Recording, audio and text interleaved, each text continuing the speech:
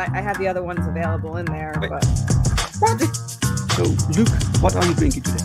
Coca-Cola. Morning on the way to the gym and set my ukulele on top of the car and then drove off down the road. It's going to be the bow after that. Thank you. All right. Thank you for that. Thank you. Look at that. Ojo! I learned my lesson from last time. What a welcome, thank you. I drink the most fruity drinks imaginable. It's laundry day. It's laundry day.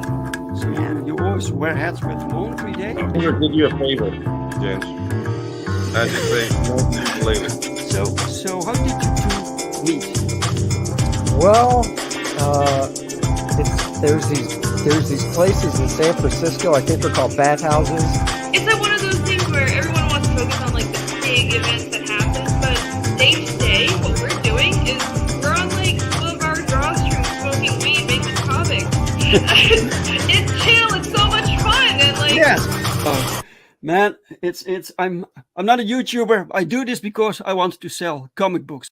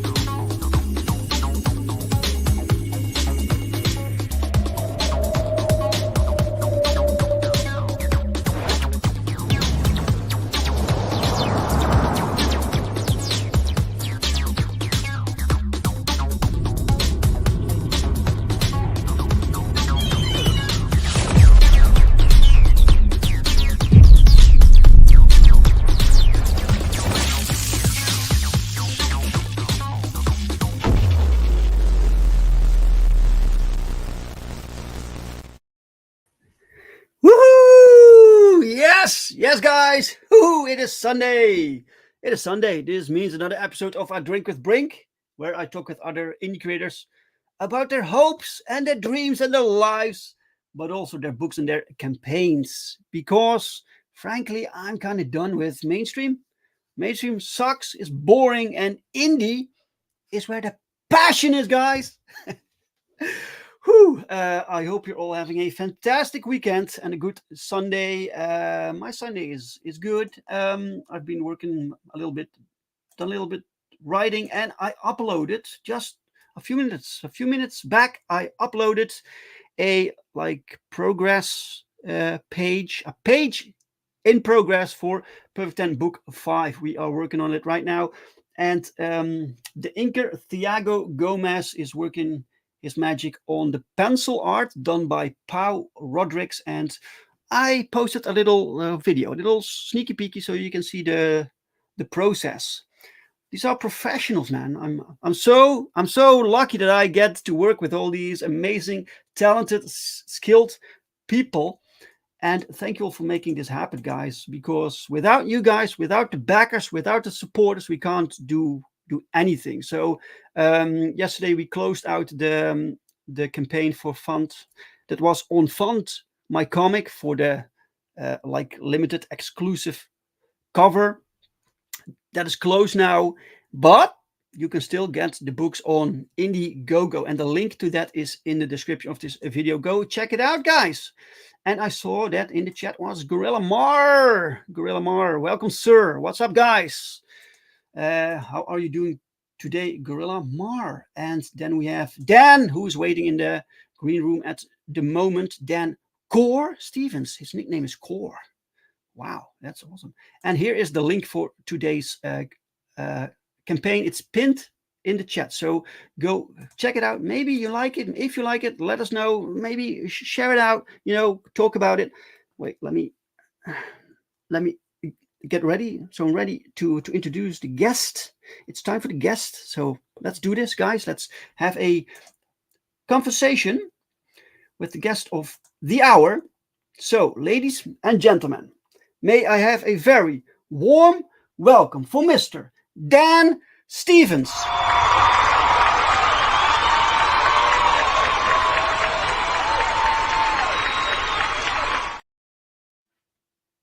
Thank you. Thank you. Thank you. Oh, thank you over there. Thank you. Thank you, guys.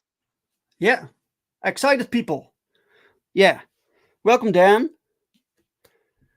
Hey, Dave. Yeah. Thank you for letting me be on your show today. Yeah. Well, thank you for coming on. So, you know, my channel is very humble. It's a small channel, but I have a very dedicated viewer base. Like, people like comics. People that follow me, they like comic books. They like indie comics. So this is why I like to introduce new creators like yourself to the audience, to the people, and talk about your campaign, sir. But before we do that, I need to ask you the first question that I need to ask all my guests. Is, Dan, what are you drinking? You know, for me, my go-to drink, go to Sonic. They don't have Sonic where you're at, do they? A Sonic? What is that? It's so here. I'm in Missouri. There's a place you go. They really do the drinks. They got corn dogs and hamburgers and whatever. But so it's a cranberry limeade. So it's going to be cranberry juice, Sprite, lime, and then they add some cream to it. Wow! And it's just absolutely fantastic. I got the app, so I get my half price anytime. That's my go-to drink. Wow! So it's something specifically made there, so you can't get it in the shop. Pretty much in the South. So anywhere Sonic's generally down south. The other one, if I'm not drinking that, it's a drink called Sundrop. It's a kind of like a Mountain Dew. Again, it's kind of based down here, and lots of caffeine. It's delicious. All right, never heard of it. Jens, have you ever heard of Sundrop or Sonic? Huh? A what? No.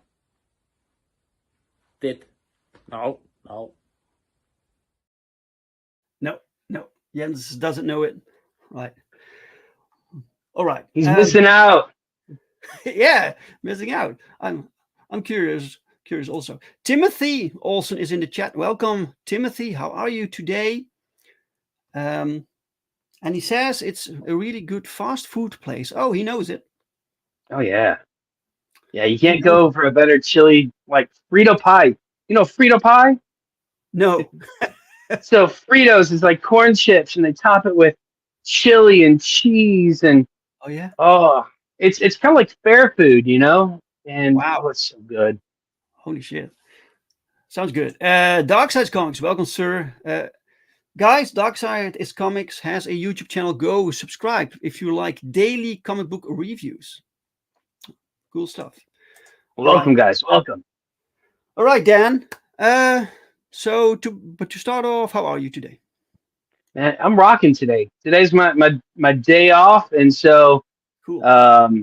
I gotta love it. The weather's fixing to change from super hot going down to nice fall weather. Oh, this is like the best time of year. Woo! Excellent. Right.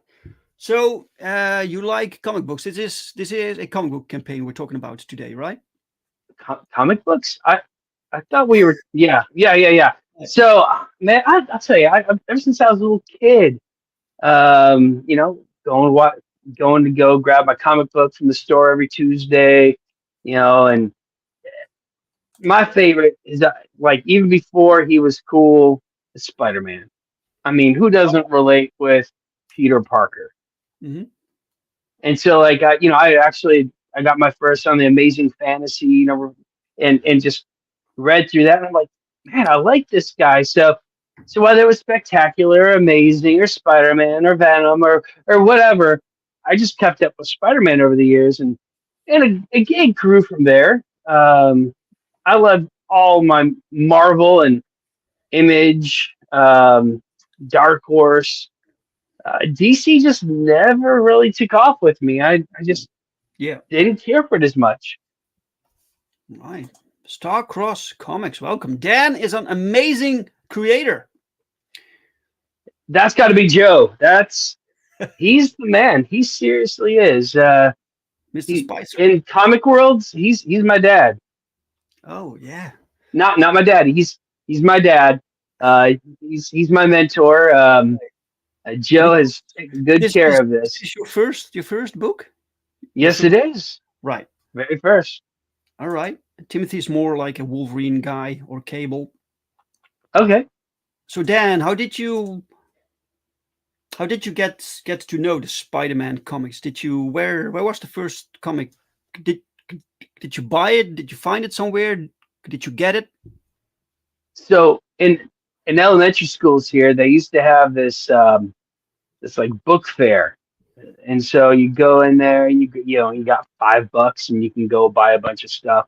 Right. So I found the Amazing Fantasy. It was like a hardback kind of book, and they had Fantastic Four, and they had the Hulk, they had Iron Man, and you go and you get those. But this was Amazing Fantasy, and I'm like, hey, I really like this. Bought it, took it home. I'm sure I scribbled on all the pages and all that. Yeah. But ever since, and I was probably, I don't know, 6, 7 years old. Yeah. Then just growing up, I was like, oh, they make comic books. Back then we didn't really realize how valuable these things were. Right, you got them for a few cents, and then I remember that I even, like, with the scissors, I cut out characters and I made collages. Nowadays, it's a nightmare. I would never do that now, but when I was a child, did crazy things with these comics. Yeah, you got a first print McFarlane or Liefeld, and you're just like, oh yeah, this is yeah, man. Sure. Right. So Spider-Man, right. And so you like that, and you ventured out into discovering other comics. Do you also like comics that aren't like superhero related? For me, it was always going to be superhero related. Even as a kid, I could never draw. All my friends would draw, and they would draw their superheroes, and I just didn't have it where I could draw, and I kept trying and trying and trying. And it got to the point. But I created heroes ever since I could. I was probably 8 or 9, and I was creating my own characters and just dreaming. I got this imagination. I would just I think they call it ADD, where teachers talking and I'm sitting there dreaming up characters. Yeah. But I just couldn't draw to bring them into reality. So they just stayed in my head. And then, we started getting into like Wildstorm. There was a card game called Wildstorm, and our bunch of nerds that we were, we all created one character card. Some kid had a scanner, and so we all got to create one character card. And so one of my very first characters, which will be in issue 2, and he'll be on the team for my comic book, he was one of the first characters I actually created. Right. So this Wildstorm card game, is that related to what Image had, the label from It's from Julie? Image had this card game. And I had all the Marvel cards. I loved all the Marvel cards, but they were just character cards at the time. And then Image created an actual card game that you could build decks and go and play against other people and had that for a long time. And again, just a bunch of nerds. We'd sit in the basement and just drinking Mountain Dew and Sundrop and sit there and play these games for hours and hours. That's cool, huh? So yeah, most people didn't think that was cool at all, but I did. For us, it was.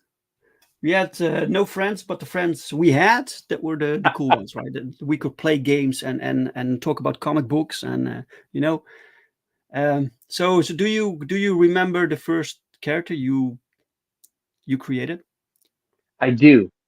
The character has evolved over the years, but he is my new character called Golem. Golem, he was back at the beginning of time, there was a galactic threat. A giant monster came to Earth, wanting to rule it, and so the tribal leaders gave him a potion, which is now it's a mantle he wears, in which he becomes this protector. So the giant tried to destroy him, wasn't able to. So in a stalemate, he buried him under a mountain, only to be excavated thousands and thousands of years later. So that was my very first creation. Cool. So you still use him? So yeah. He's going to be one of my characters for issue 2, and again going forward throughout the Stained Glass series. Right. Yeah. All right. So you have something planned. So did you when you started your comic book? So when did you start to produce this book?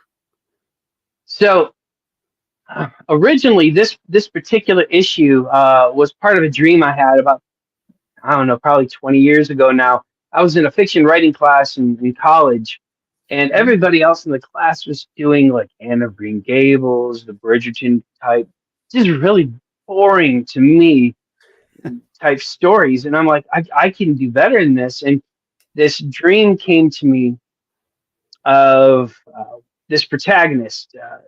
He is an archangel sent to defend a city and against a spiritual onslaught of demons. And during the events, and this is all in my promo stuff, you'll have to see how he gets from point A to point Z, but he is defeated. And his wings are ripped off, forced to walk unglorified for the rest of eternity. And so it kind of takes this idea of, you've got this angel. How can an angel lose at anything?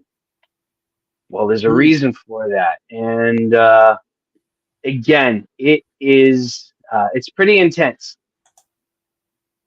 Right. I'm not sure what Dark Side means with this, but it's cool to see you still here. Peace, right. Dark Side. Right. So you developed the story. So basically, it's a concept that you have for a while now, and you. So did you So how did you write the script? You're the writer, or are you the artist? What's your role in this?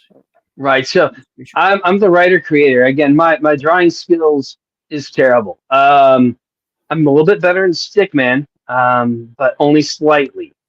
So yeah. Over the years, I wrote this as a short story, paragraphs, and so as I read this, and I'm like, man, I could see this as a comic book. And other people who read it are like, this would be an incredible comic book. And so I went so far, and I'm like, yeah, let's get this as a comic book, and this is probably, I don't know, 12 years ago, and started getting on some message boards and reaching out to people, and they're like, yeah, if you can't draw, you're going to have to pay somebody. And I'm like, I have no money. So I went and reached out to some people who are like, yeah, I'll draw that for you. No cost. I'll draw it. No And cost. What's you the get catch? what you pay for. Yeah. And it just turned out terrible. And so I was like, you know what? This is done. But then over the years, the stories kept evolving and kept growing, and the characters kept coming to me. And so I reached out to a guy at Marvel I had a connection to. His name's Glenn Herdling. And Glenn pointed me in the right direction, but he wasn't able to help.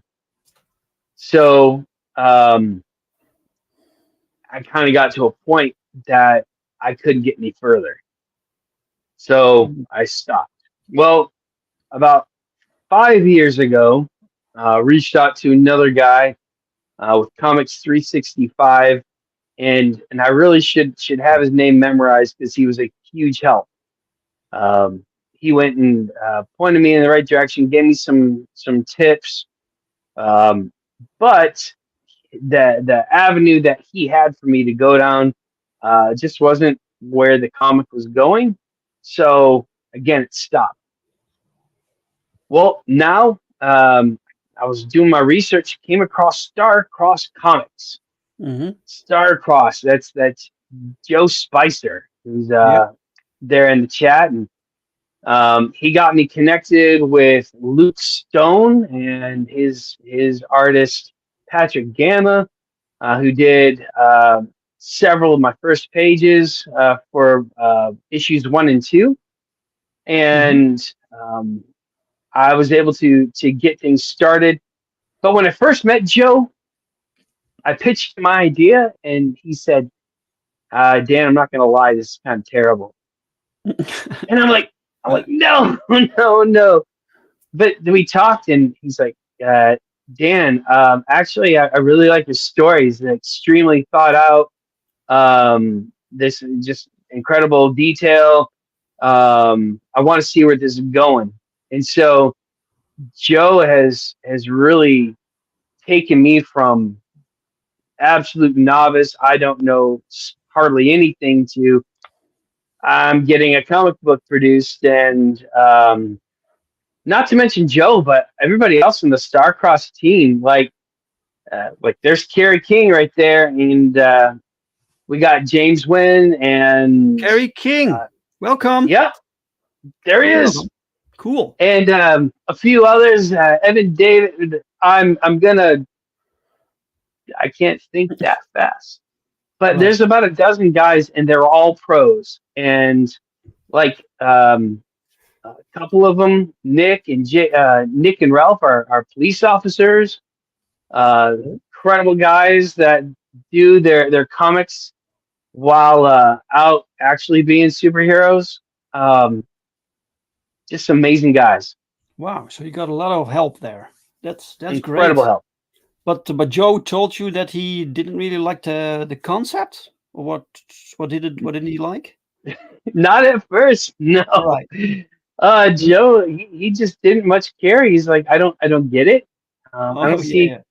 Yeah. My mindset is a little different than most people's. And it may come from, and you'll have to ask Joe at some point. But again, I'm a writer, so I'll sit there and and Carrie's a nurse, so superhero. Yeah. Carrie's a nurse, right? Yeah, man nurse. yeah. It's very difficult to explain a concept or a premise for a story that in your mind is really cool, and then you have to lay it out somehow. That's really difficult. But once you get it in story format and people get to read the story, then they often get it, right? So that's probably what's going on. It's very difficult. For instance, when you need to pitch you have your elevator pitch for this book, right? Can you provide that Sure. So, right now? issue 1 is going to be a tragic story of spiritual warfare happening in our present time. You're going to see galactic battles. You're going to see some incredible artwork.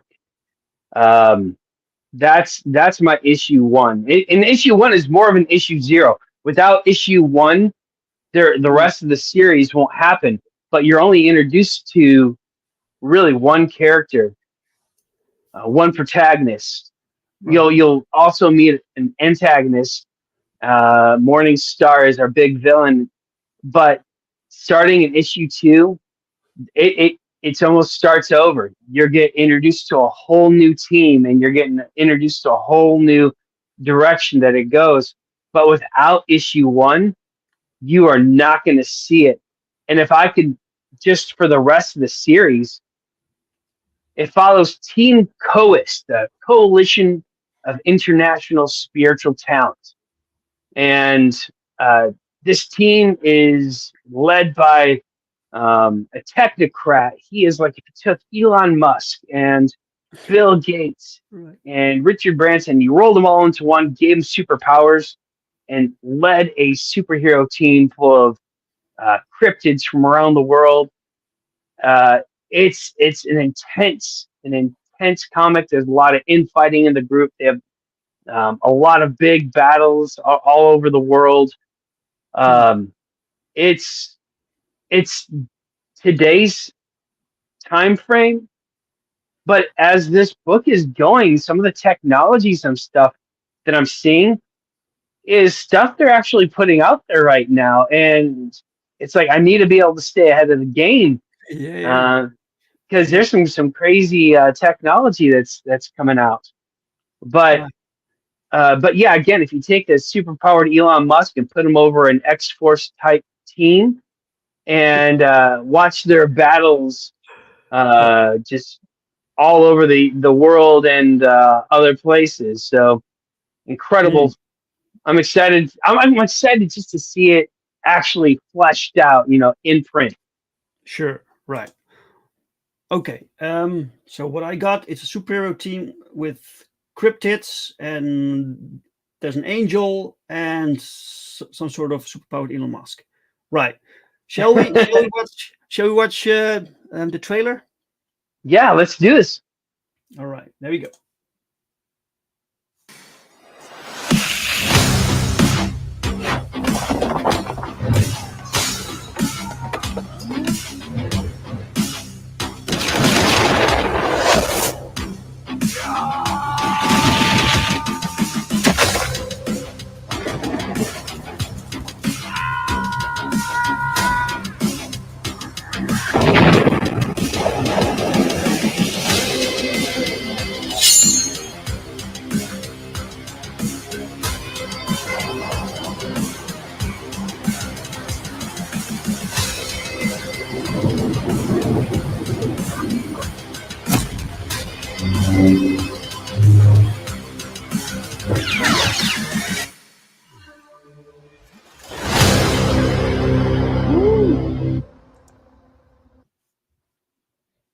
That was fantastic. Yes, Really yes, cool. and that's issues 1 and issues 2. So for Stained Glass 1. yes. And so Stained Glass 1 is where it ended with the image of the angel on his knees, with his wings ripped off, screaming into the heavens. Yeah. Issue 2 is the one that shows a little bit of the team, but I wanted to show that there was more to this story than just angels and demons fighting. While that will happen, I wanted to show what's coming up as well. All right. So you have a trailer that tells that shows parts of book 1 and book 2, but this campaign is only for book 1. Just for And book 1, yes. book 1, is that finished? Or are So- you still working on it? So we're still, it's still in production. I have 4 pages that have been completely colored, ink sketch and colored. I have 3 more pages that have been inked and sketched. And then there's 27 pages total. So I got about 20 pages left to finish. I have an incredible artist, M.K. Odinson, who's finishing up these books, and his technique is just incredible. So yes, when I'm raising money in this Kickstarter, it is to finish the book. Right. Sure. Right.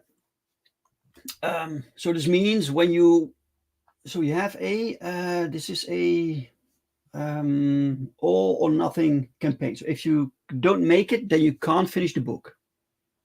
At this time, I've got some other stuff that'll come up later. I want to get out as soon as I can, only simply because I've got 13 issues planned for this story arc. All right. And from there, it's gonna broaden out different characters. Most of the same characters, but yeah, not everybody lives, and team goes different ways, and so I'm really excited to see what's going to happen next. But right now, again, I've got about 20 pages left to get finished. The story is done. The story is completed all the way through issues 5 and beyond. But 1, 2, 3, and 4 have been completely written. Oh wow.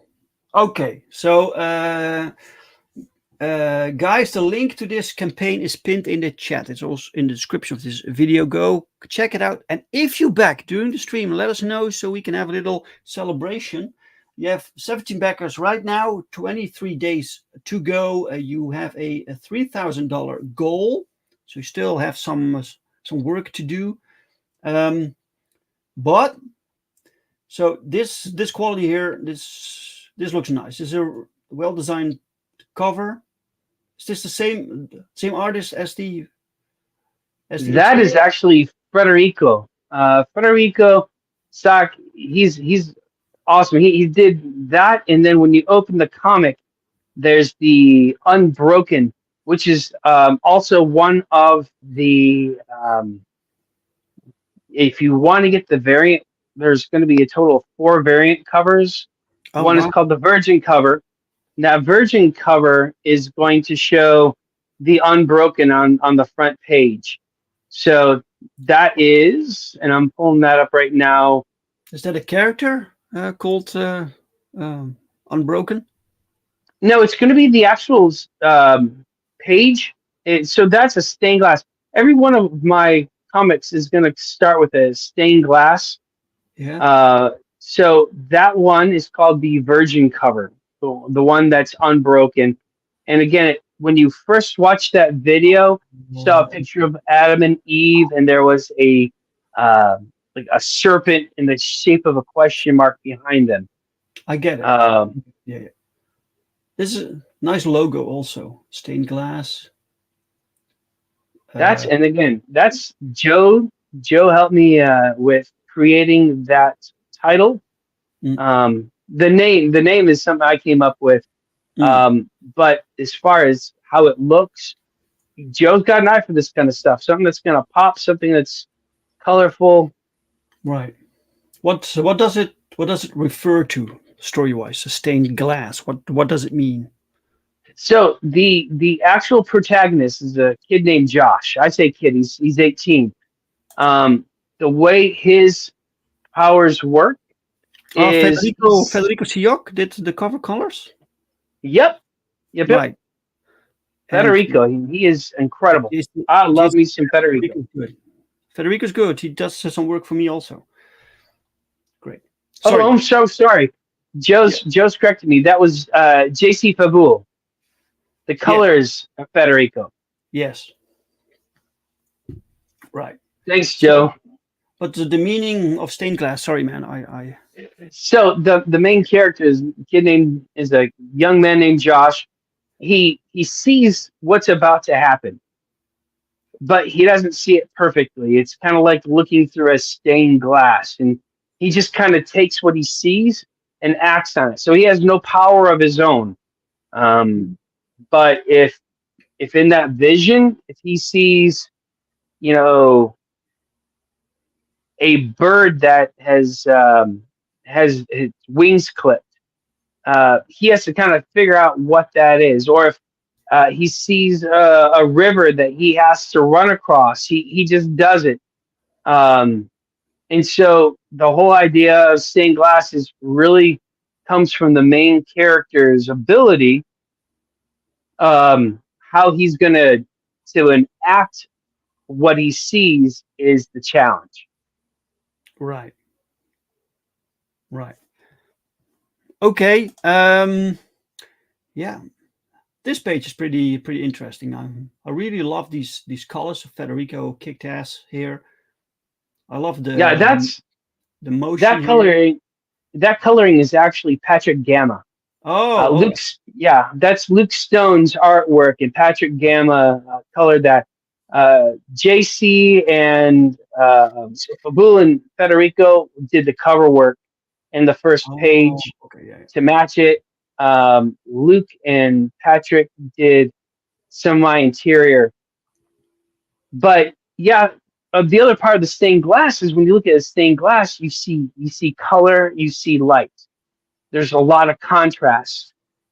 And so the comic, I'm focused to make sure that when you open it, visually appealing, a lot of color, a lot of light references. It's nice. This cool panel, the third panel, a little bit of like Fist of the North Star kind of effect, right? Right. So what's happening here? What's the sequence that we're looking at? So what we're looking at there is a giant space monster that is attacking the town. The angel watches as one of his closest friends gets snagged up and brought into it. So that character, that angel, his name is Chevy, short for Shrev Ha-Adam, the sword of God, the sword of the Lord. And so his sword doesn't work against this creature. And so he starts ripping it apart and trying to get to the middle to destroy it. So finally he finds its core and he just starts wailing on it. He doesn't have a sword. He just is punching it. I told him, I was like, okay, anime reference. I want the Dragon Ball. I want the just that punch. It looks like 1,000 punches getting hit all at the same time. Yeah. And he rips to pieces. Ends up cracking the core of it, and then he shoots down out of it into the ground where he finds his sword right before he goes to fight the big battle. So that looks like a big battle, but it's only one of the mini bosses, I guess. All right. Okay. And he's right now the main character of your book. This guy. Yes, Chevy's the protagonist. He won't be the main. This next one right there, middle panel, you've got this very unassuming young man. All right. Yeah. Kid's name is Josh. Just small, skinny. Doesn't look like much. Yeah. He doesn't seem that scared of this monster here. Right. So that monster is my Navajo skinwalker. Literally, just the name Skinwalker. And when I told Luke what I wanted for that, I wanted a werewolf that was zombified. I want it to look as nasty and scary as I could. The character to the left, that is the golem. My character that I told you about was the first one that I actually drew. So it's my take on a golem. Generally, golems are giant clay monsters. He is condensed into a carbonite. That woman there, that is Durga, born with 4 arms and a tail. She was treated as a Hindu goddess. And in this scene, she had been shot through the throat. Team didn't expect anything like this could ever even happen. So she's there dying in a pool of blood. Kid comes over and he puts his hand on her, and immediately that hole disappears and she comes back from the dead. So this kid is unique. While all the other cryptids on the team have strength or fighting abilities, they're a military group. This kid's something else. So who brought these characters together? So this is planet Earth, right? So you have these strange beings, these creatures. So who finds them and who brings them together? So the leader of that team, his name's Dr. Darwin. Dr. Darwin is the technocrat. He believes humanity's next evolution is to merge with technology. All right. And so, and it's not that panel. That's from the first comic book. Those are the 3 pages that have yet to be colored. But Dr. Darwin, again, like, he creates this biotech that basically can enhance humanity, whether it's how we interact with our tablets and watches or phones, or how we help somebody walk again or to see again. But the main thing is he also has a military contract. How can we have better soldiers, better weaponry? And so Dr. Darwin leads this team, but he's fascinated with the spiritual. So he surrounds himself with, again, the Navajo skinwalker, Sanjin from the Middle East, Durga, who's from India. You have Golem, who's Jewish. He has other characters that he has brought in at one point or another.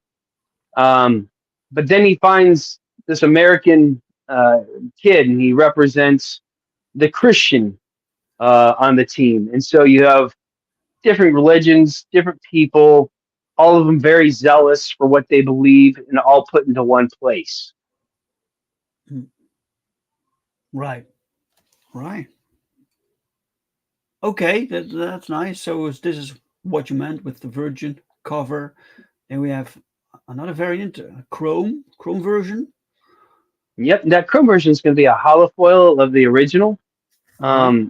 So again, I want it to look pretty. I want it to have a lot of color, and having a foil cover like that is just going to turn out beautiful. Right.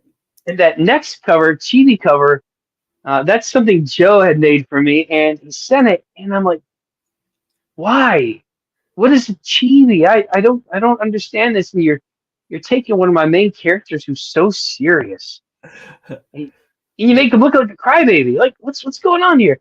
And so I'm telling my kids, hey, Joe sent me a chibi cover, and my kids are like, yeah, Daddy, yeah, that's amazing, that's awesome. I want to get that one. I'm like, really? And they're like, yeah, Daddy, everything we have is chibi. And they go and they're showing me all their stuff, chibi this, chibi that, chibi. And I'm like, oh, I get it.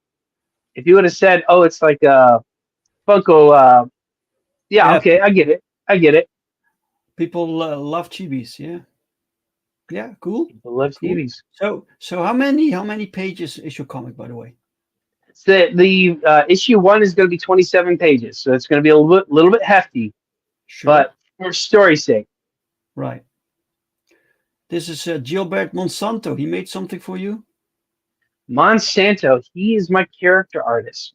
Again, when I tell you I can't draw, I go to Gilbert and I say, buddy, this is what I need. And there's the poster of Team Coast. All the characters right there. That middle character, that's one I didn't say, that her name is Angel, kind of a new age chick. Her wings are made of solid light, and her halo is too. Helps her communicate, and she's Darwin's main squeeze, second in command. But Monsanto, oh my goodness, I wouldn't have a comic book without him. Yeah, he's great. So I like this Sand guy also. Stangen, he's one of my favorite characters. His name is Sanjin. So that's the Stangen, and his backstory is he was during the Iraqi War. He was one of the elite soldiers commanding a unit for Iraq. He comes to find out that there actually was a weapon of mass destruction in a research facility under his hometown. So as he goes to disarm it, it was detonated. Well, the weapon turned everything, the research facility, the hometown, everything into sand. No evidence that it ever existed. And so he roamed the deserts for years as just really a malevolent entity, just killing anything and everything that would wander through that section of the desert, until Dr. Darwin found him. And there's a little box right below the wing, a little kind of blue box. Yeah. And it's kind of like his genie lamp. Darwin's technology allows the Stangen to take form, to create. So think of like the actual Sandman from Marvel, but right. Yeah. It has military experience and a bloodlust. And so, Stangen is one of my all-time favorite characters. Yeah. I'll say that about every one of them. Every one of these, sure. The Skinwalker, I did my research, contacted a Navajo tribe out in Arizona, and I'm like, can you please tell me about these Skinwalkers? And she's like, they're real. I was studying to be a medicine woman. My father was studying to be a medicine man. Back during the Indian Wars, when troops would approach a village, the Skinwalker would run to the next village to tell them that the army was coming and to prepare or to run away. But the Skinwalkers could run faster than horses. And it wasn't just a myth or a story to her. Right. She said, these are real, and we know that they exist. This is basically your team, or this will be some sort of superhero team. That is the team right there. As you see, Dr. Darwin in the middle with the black shirt, big ego, and in the following angel, you will tell the story of a new character with each issue. So issue 2 is where this team meets the boy that's, again, kind of hidden there on the left. Issue 3 is where they'll meet that angel who's in the top left, Chevy. Or is the Chibi version about him right there. Right. All right, nice. Let's see. You're now at 17 backers. Guys, check out this campaign. Go share it out. And if it's something you like, it has some... it has a little bit mystical elements to it. It's superhero combined with some legendary, mystical, and biblical themes, right? And yeah, it's gonna have not just biblical themes. Again, while I do have a lot of background in Christianity, every character that on there, like I know here in the U.S., they think every religion is people are just bad. They just don't understand. But that's not what this is. When this character, the Josh character, comes into the team, I mean, you've got a Muslim guy and a Jewish guy, and you've got a Hindu woman. You've got a new age woman. You've got a guy from South Africa who's just he's a deist. He's not a deist. I'm sorry, he's an atheist. Now, I'm not sitting there. I'm not going to, condemn everybody and say, okay, only the Christian guy is the only good guy in the team. So what I've come deliberate for the story that you wanted. Someone from all like religions. Well, it kind of has to. That's kind of the reason why Dr. Darwin has picked him out. So he's got alternative motives. So the leader of the superhero team has got alternative motives, and these characters give him access to different places, different cultures, different technologies. So he looks very, he wants to be the number one technology in the world. If humanity's going to evolve to this next step, he has the answer. And so he needs these people in order to accomplish his goals. Okay. Without saying too much, saying a whole lot. What was for you the most challenging part of the story to write?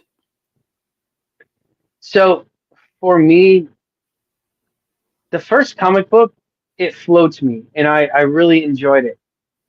The remainder of the story is a lot of research. I've got characters. I got a character from the Congo, the Democratic Republic of the Congo. And I have a friend of mine. Her husband is from there. And so can you please tell me names? Like, what would be an actual name? Tell me what this country is like. Tell me, does this make sense? The Navajo, contacting somebody on a Navajo tribe and them being able to share with me. Yes, this is the names that would make sense. This is what a skinwalker. This is, you don't say shamans anymore. They're medicine men, medicine women. The Hindu girl, she's from Pondicherry. Her name is Lakshmi. Not just some random name, some stereotypical character. Sure. I don't want to go with something stereotypical and make, this be just a cheesy comic. I wanted to build these characters, each one of them. And while it's difficult, it's rewarding because again, I've got fans from all over the world. I've got friends of mine everywhere, and I want them to see their culture and the people they represent actually have some substance to it. So while that's a difficult task, trying to keep up with, trying to make sure that this is the way this character would talk, this is the way that they would react. Right. You take all these characters and you put them all together. How would they react against each other? And again, trying to be true to who they are. That's the fun thing, right? About writing like teams, that you have all these different characters together. That's what makes these team books work, right? So this is why I often don't really get when people ask, what's your favorite X-Men or favorite Avenger? It doesn't work like that. You have the team combination. That's what makes these characters work, right? Oh, exactly. And for me, it was growing up, G.I. Joe. G.I. Joe, you've got 100 different characters and all of them are different. Yeah. That's each one really difficult to pull off, by the way, to make every character distinct, right? Exactly, because those characters could all exist in their own world without any connection to the rest of the team, and would be an incredible storyline. But you take, these 100 characters, and in a typical episode, you might have 7 to 10 characters that are all working together. Sure. But you still have to remember this character, the way they talk, the way they would react, their personality, and then bring them against this other character. And, again, that's really what I hope to achieve through this. Right. Yeah, cool. And your book is pretty affordable. Just for $10, people can get the comic. I see you don't ship outside of the United States. But That's yeah, and I'm but sure if yeah. I'm talking to Joe on that to see what that would look like, because again, I do have friends that are outside the U.S. So just Mhm. what would that look like? Um, uh, it's something that we're working on the updates.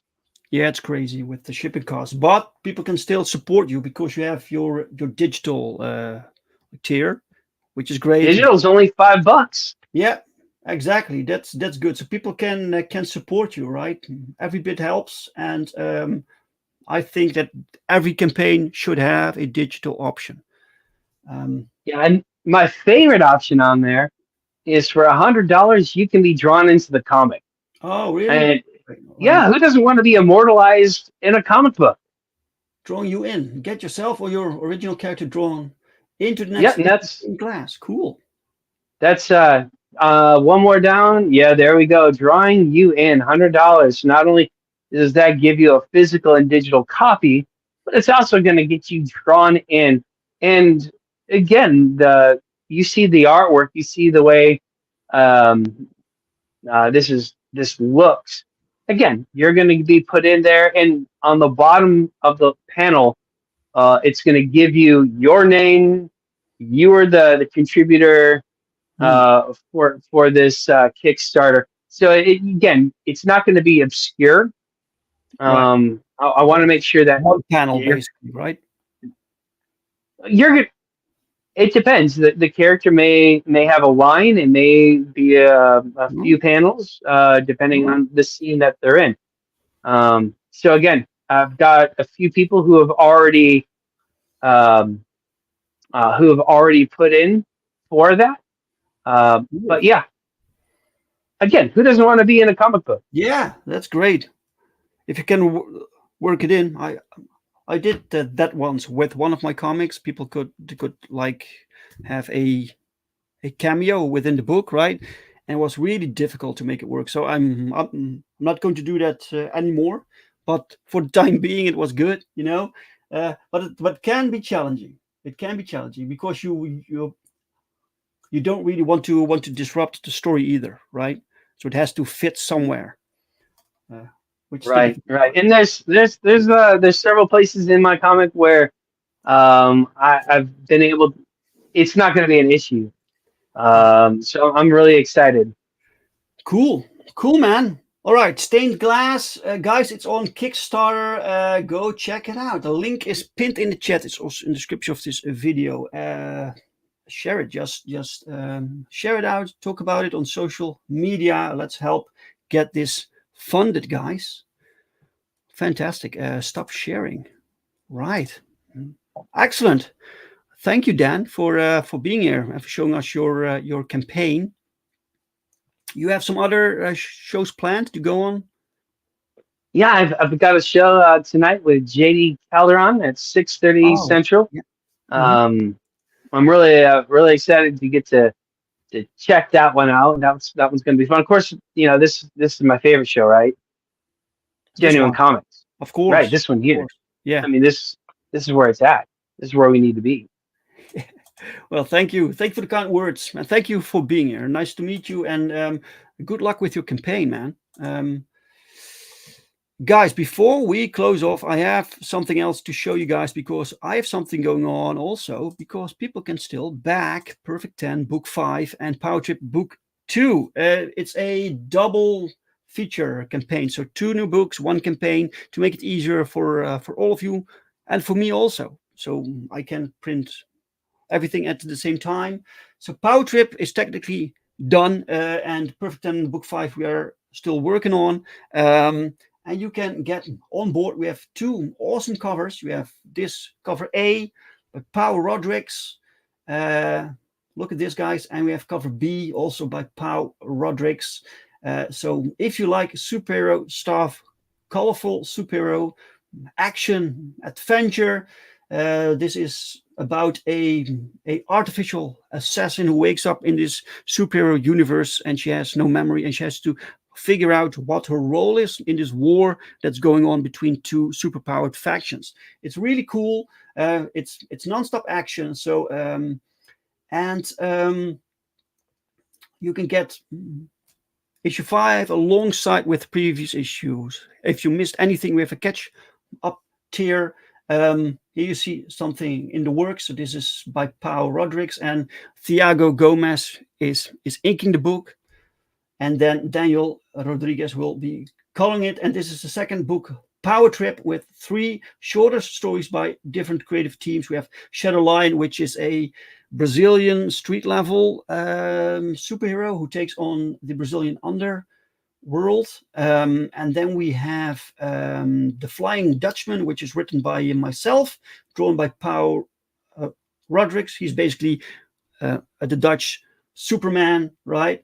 And then finally we have The Phenomenals, which is drawn by Gilbert Monsanto. Really, Oh, really yes. cool. Yeah, really cool, right? So if you like superhero stuff, you can also get your own character commissions. Any character you want, can be your own character, can be mainstream, can be Jamie first character, whatever you want. And Power will draw it for you. You'll get the original art. You will get a high-res scan, and you will get signed comics along with it. And we have the first stretch goal unlocked, which are trading cards, and then the second stretch goal we're moving towards 10K.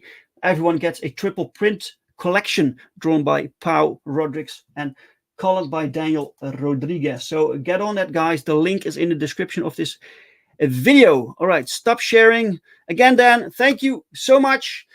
And special thanks to the chat for everyone being here and for showing up and for watching us, because without you, we're just talking, so we're just here. Yeah. No. And I just want to say also, man, what I love on your comics is just the color. This is such a big thing for me. Your coloring is gorgeous. Well, it needs to be. It's superhero stuff, right? So you have superheroes, gotta pop. Costumes. Yeah, it needs to be colorful. Right. All right. Guys, if you like this conversation, give this video a like. If you didn't like the conversation, give it a dislike, and I'm very sorry. I will be back next Saturday with an unboxing video, because I have like 4 new boxes of comics or art or whatever. I'm going to unbox that live next Saturday, and the Sunday after there's another Drink with Brink with a brand new guest. So I hope to see you guys then. Have a fantastic Sunday, and see you guys next time. Bye. Thanks, Dave. Bye, guys. Thank you.